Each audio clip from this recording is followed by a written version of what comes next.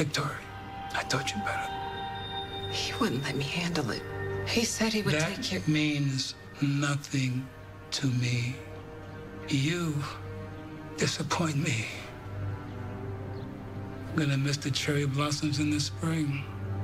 Gunpowder from the 21-gun salute.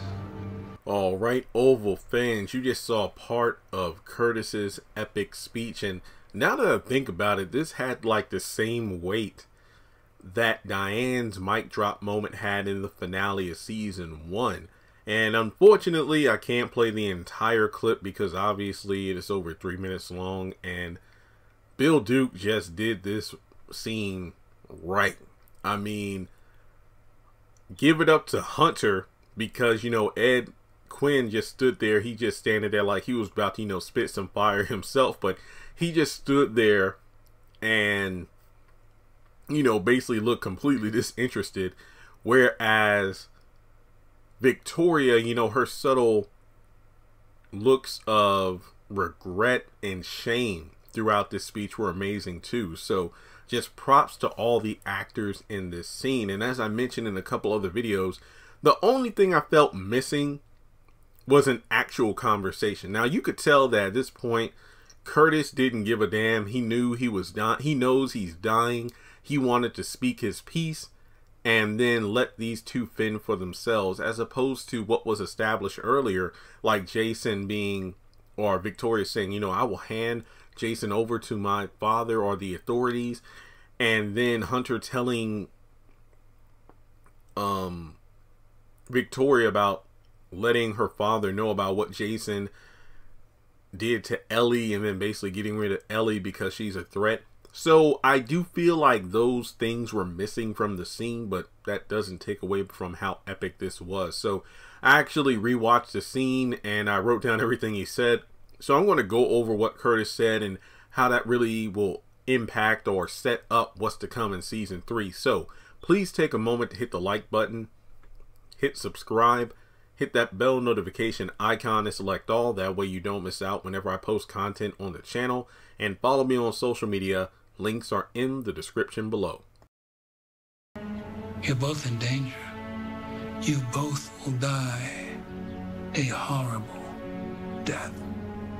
When I die, they want you out of office. They want impeachment and embarrassment. They want humiliation to my good name, and then they want your assassination, and not necessarily in that order. You know, he starts out by calling out Hunter for not greeting him when they arrived at his bedside, but also being snarky when Victoria asked how you were doing, and of course he's like, I'm dying. Something I didn't mention in my episode review of the finale is there's actually a photo of Maude on his nightstand, and I believe if you go back to when Barry was in his bedroom after getting back from the hospital, there was a picture of Callie on his nightstand as well. So just kind of a nod to characters we haven't seen in quite a while, but you know, obviously they're being remembered by family members. So he basically starts out by saying how disappointed he is in both Victoria and Hunter, and he drops the bomb that he knows all about how Jason killed his wife, and the fact that since Jason's a cockroach, you're supposed to kill cockroaches, which might allude to Jason being killed at some point, but we just don't know. And that makes me wonder, what would have happened if both Jason and Gail were taken away, as opposed to Jason being allowed to stay at the police station waiting for a pickup to go home? Because remember, you know, Gail was taken away but not Jason, and why was that? You know, it just makes you wonder why the situation didn't change where Jason was taken, Curtis knew what happened, and then he had Jason killed, but that obviously didn't happen that way. But either version of that tale would have been fun to see, as opposed to Jason going on a killing spree in the White House. So he also mentions that after he dies, there's going to be no more protection not a single person is going to be looking out for Hunter and Victoria.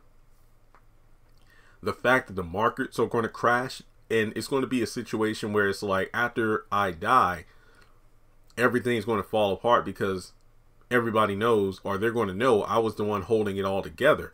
And remember back in season 1, Donald was giving Hunter paperwork like, hey, your father-in-law has this list of people he wants you to put into the cabinet, or, you know, here's a person he recommends for this position. And these people were obviously going to be put into place for one reason or another. And let's just be honest here. It goes to what he said later in his speech about how we don't give a shit about America. It's all about money. So because Hunter didn't do a damn thing, everything's going to fall apart, and they're just going to know how incompetent he is. So he also, well, yeah, the next point, he calls out Hunter's incompetence and not the threat, but the promise of how there are more vicious people who are going to be gunning for the Oval. As soon as he's gone, they want them out.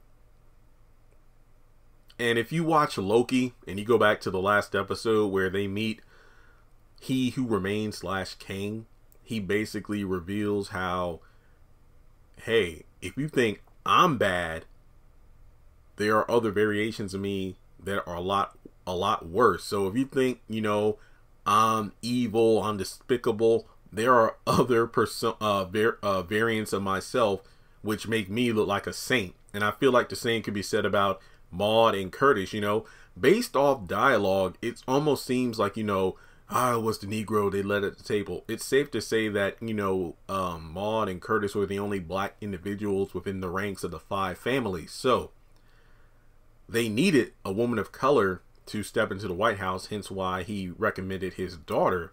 And he says something interesting here, which I'm going to play in the video because I don't want to mispronounce it, but I probably will because I didn't get the context of what he was saying. And I'm the Negro they let in. I'm the Negro that gave them my daughter.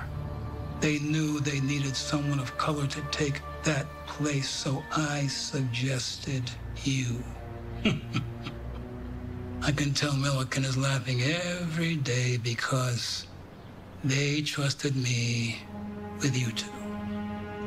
He mentioned Milliken, and I couldn't really find context on that.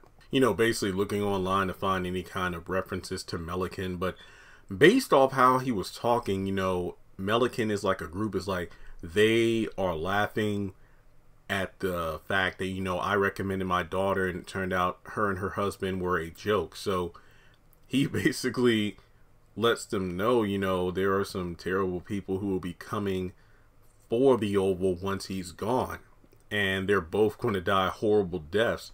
And once he dies, they want them out of office through impeachment, straight up embarrassment, humiliation to his good name, Curtis's name that is, and Hunter's assassination, and not necessarily in that order. So there's no telling how crazy it's going to get once he dies.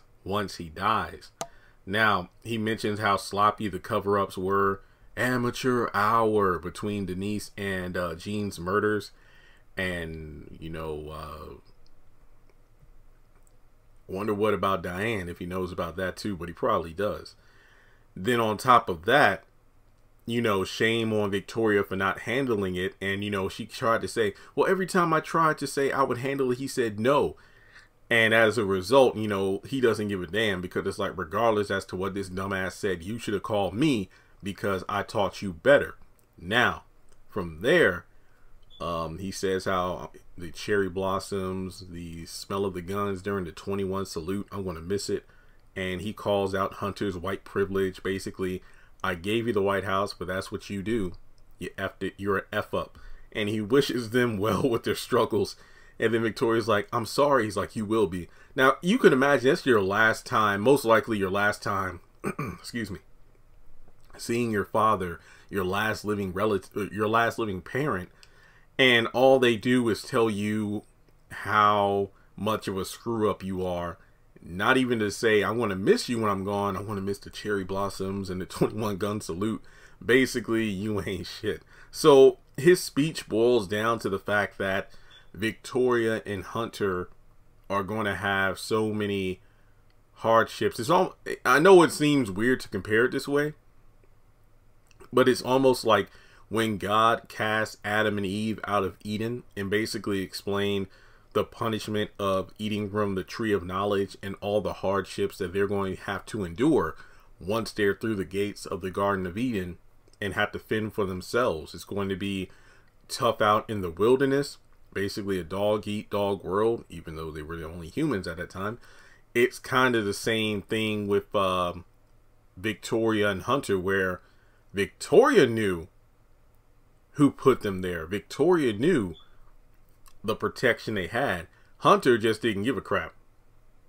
So now the question is, what are they going to do once Curtis does die? And there are going to be people going for them left and right, trying to take them out, trying to uncover the sloppy cover-ups. It's going to be pretty insane. Now,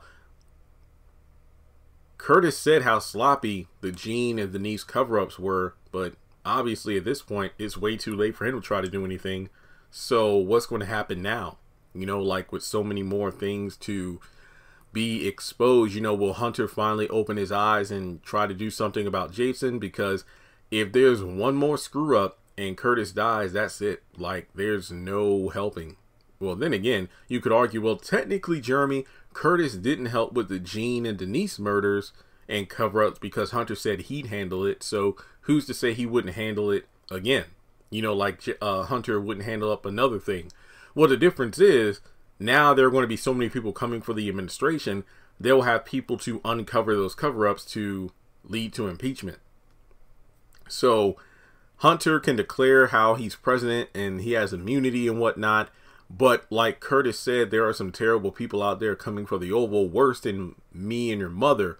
So that implies that these people are far more intelligent than Hunter. So I can't wait to see what's next. Hopefully this leads to potential character shifts in a good way for Hunter and Victoria. Maybe they'll have to work together. Who knows? But with that being said, you know, let's see what happens. But either way, it's going to be pretty interesting to see this free-for-all where it's basically them against the world, essentially. You know, everything Diane said in her season 1 finale speech at the press conference about how Hunter's never been to a meeting, he's never read one itinerary, he's incompetent, all that's going to come to light. So that's going to probably mean the whole cover-up of her death is going to be exposed too. So these two are in for a hell of a wild ride. So as he said, you know, I wish you well with their struggles, with your struggles. So let me know your thoughts in the comment section below. I love this moment. Phenomenal. And with that being said, feel free to donate to the channel on PayPal or Cash App. And with that being said, I'll talk to you next time.